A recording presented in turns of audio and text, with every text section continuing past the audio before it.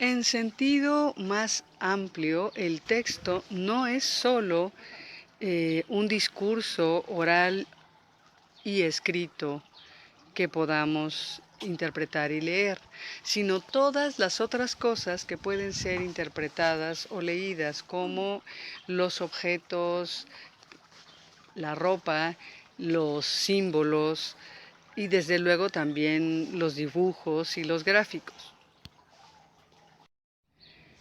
Pero para la lingüística, en estricto sentido, el texto es una unidad lingüística de extensión variable que transmite un emisor a un receptor con una intención en un contexto y situación determinados. Existen además tres propiedades del texto que condicionan su existencia y calidad. La adecuación a la situación comunicativa, la coherencia o continuidad del texto, la cohesión, que es la relación entre los elementos del texto. La adecuación se refiere a nivel comunicativo, a la selección de los recursos para que se logre una comunicación exitosa. Los elementos a considerar son la intención comunicativa, que nos lleva a las funciones de la lengua, de las cuales derivan nuestras intenciones, y que nos obligan a seleccionar cierto tipo de recursos, organizar nuestro texto de cierta manera y estructurarlo.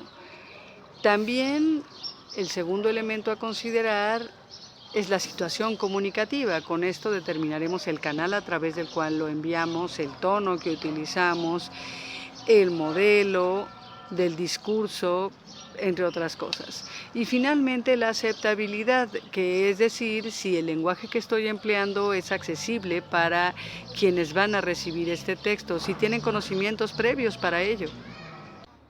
La coherencia trabaja a nivel semántico, es decir, con los significados, y procura mantener la continuidad y el sentido del texto. ¿Cómo? Pues conservando unidad temática, teniendo una progresión de ideas, haciendo presuposiciones que respeten la lógica y los conocimientos del mundo. Y todo esto permea en lo global, en lo estructural y en lo local. En lo global, manteniendo un solo tema. En lo estructural, en la forma en que vamos organizando nuestro texto. Y en lo local, en las relaciones que establecemos entre las oraciones, de modo que oraciones, enunciados, frases, no caigan en incoherencias, en contradicciones o en abiertos disparates que carezcan de lógica con respecto al conocimiento del mundo. La cohesión, en cambio, se da a nivel sintáctico, es decir, del orden de las palabras dentro de la oración, del orden de los enunciados dentro del párrafo y del orden de los párrafos a lo largo del texto. Y esto se logra mediante procedimientos lingüísticos. Los mecanismos que marcan la cohesión suelen ser de repetición, de sustitución, de uso de marcadores textuales.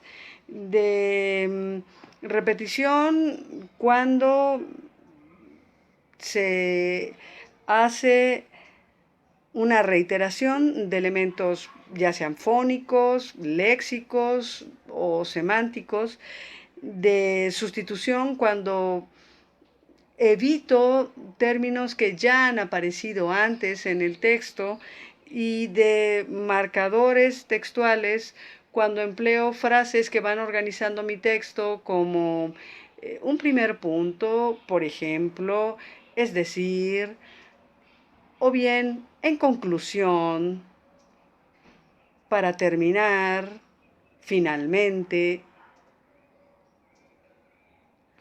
El empleo de la adecuación, que trabaja a nivel comunicativo, de la coherencia, que trabaja a nivel semántico, y de la cohesión, que trabaja a nivel sintáctico, logran un texto de calidad.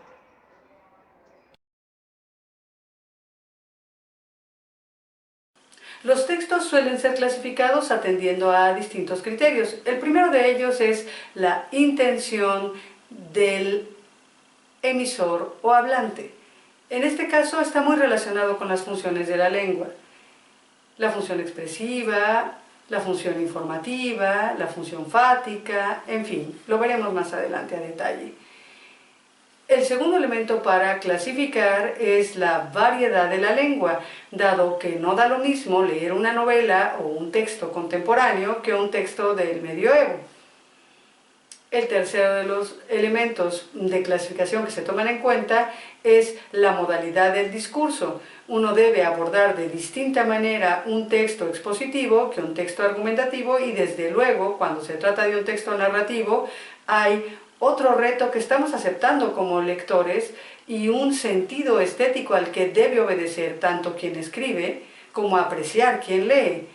Por último, también pueden ser clasificados por el ámbito temático, que está muy relacionado con exactamente en qué situación comunicativa este texto se presenta y se lee.